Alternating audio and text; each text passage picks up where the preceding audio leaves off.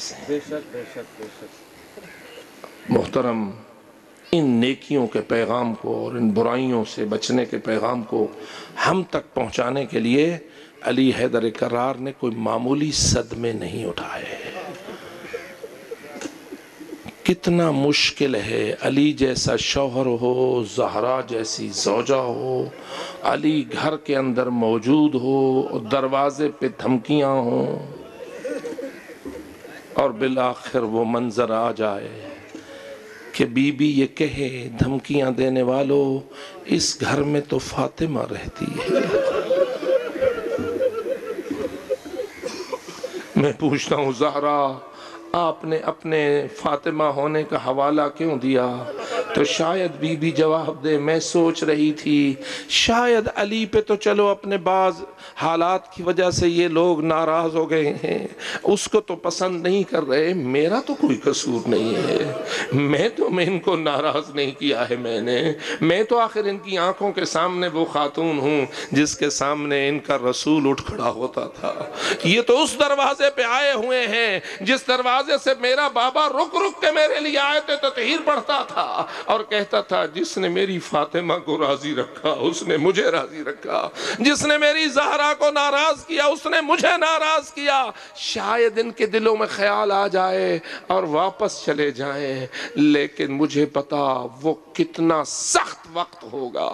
جب باعث سے آواز آئی ہوگی فاطمہ رہتی ہے تو رہتی رہے، مجھے اور ہمیں اس کی کوئی پرواہ نہیں ہے۔ اور یہی وجہ ہے کہ پھر روایت کہتی ہے اندر سے بی بی کی چیخ بلند ہوئی اور کہا واہ ابتا، ہائے میرے بابا، واہ ابتا، ہائے میرے بابا۔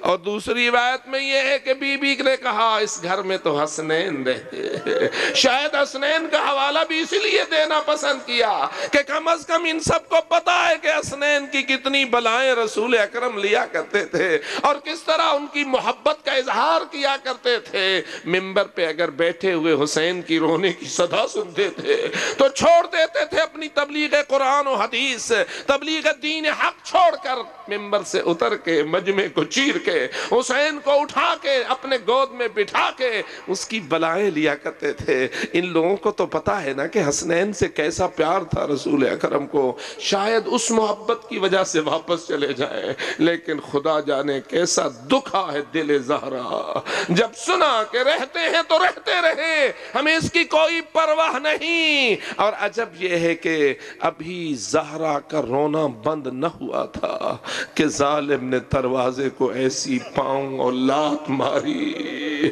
کہ دروازے اور در کے درمیان، در و دیوار کے درمیان بی بی نے پسنا شروع کیا۔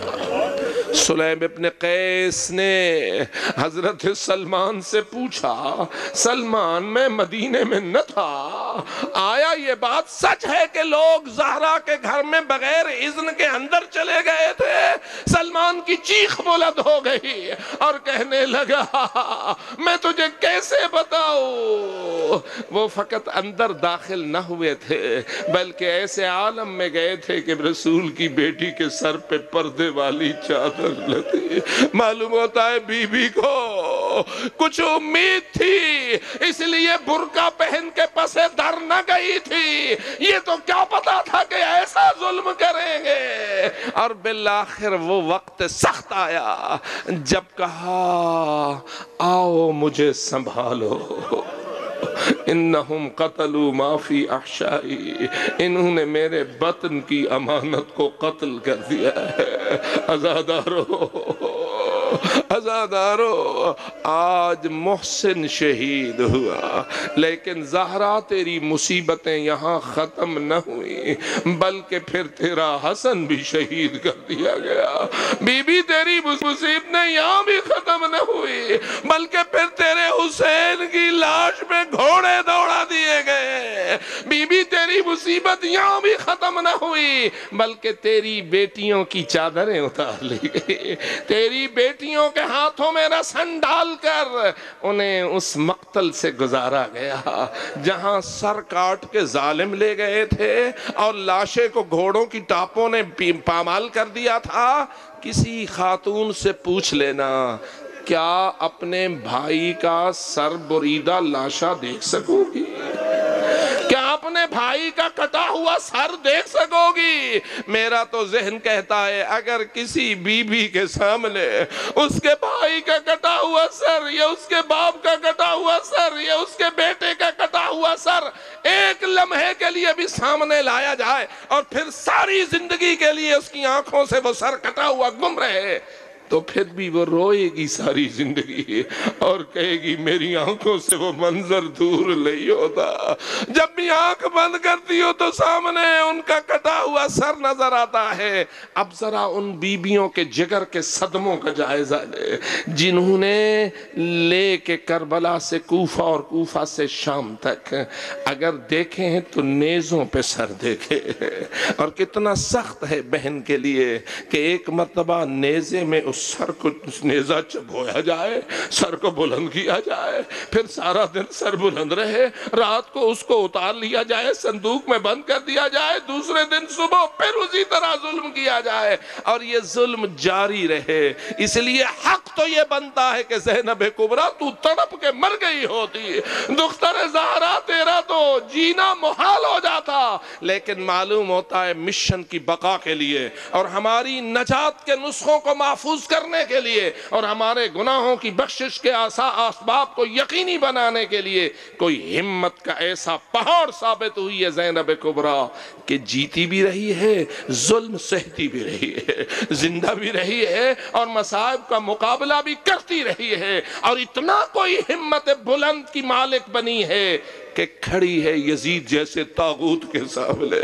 منظر کتنا دلدوز ہے، وہ ملعون اپنے پورے غرور و نخوت میں غرق ہے، کہتے ہیں کہ اس کے سامنے حسین کا کٹا ہوا سر پڑا ہوا ہے اور اس کی دائیں طرف اس کا بندر بیٹھا ہوا ہے جس کو اس نے اپنے ریشم و دیباج میں لباس میں ملبوس کیا ہوا ہے اور سونے کے زیورات اس کو اس نے آرائش کے لیے پہنائے ہوئے ہیں، اور خدا جانے ادھر بندر سے اٹکیلیاں کرتا ہے، ادھر بطول کے لال کے سر اقدس کی عطا کرتا ہے۔ بتا وہ بہلے دیکھے تو کیسے دیکھے، وہ بیٹیاں برداشت کرے تو کیسے برداشت کرے، لیکن کس قدر ہمت کا پہاڑ ہے دختر زہرا، وہاں کھڑے ہوئے بھی کہہ رہی ہے یا یزید کد قیدک وناصب جہدک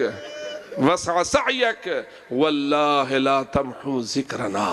ولا تمیت وحینا۔ اے یزید جو کر سکتا ہے کر لے، جو تیرے بس میں ہے کر لے، جو چالیں چل سکتا ہے چل لے، لیکن یاد رکھ میں بھی اللہ کی قسم کھا کر کہہ رہی ہوں تو اپنے دونوں منحوس مقاصد میں ناکام رہے گا، نہ میرے نانے کے دین کو مٹا سکے گا، نہ ہم آل محمد کے ذکر کو محو کر سکے گا۔ اے 14 صدیاں بعد اس عظیم الشان جلسے میں شرکت کرنے والوں، کیا شاہد ہو دین آ گیا یا نہ آ گیا، حلال و حرام پہنچ گیا یا نہ پہنچ گیا، شریعت محمدی کے نورانی پیغامات ہم تک آ گئے یا نہ آ گئے، اور کیا ذکر اہل بیت کے سائے تلے آئے یا نہ آئے۔ تو انشاءاللہ ذکر بھی زندہ رہے گا اور مقصد ذکر بھی زندہ رہے گا۔ خداوند تعالی ہمیں اپنے آپ کو ایمان پر اور اعمال صالحہ پر زندگی کرنے کی توفیق عطا فرمائے، اور جو غلطیاں اور گناہ ہم سے ہوئے ہیں ان کی سچی توبہ اور ان کے استغفار کے لیے مخلصانہ کوشش کی توفیق عطا فرمائے۔ الا لعنت اللہ علی القوم۔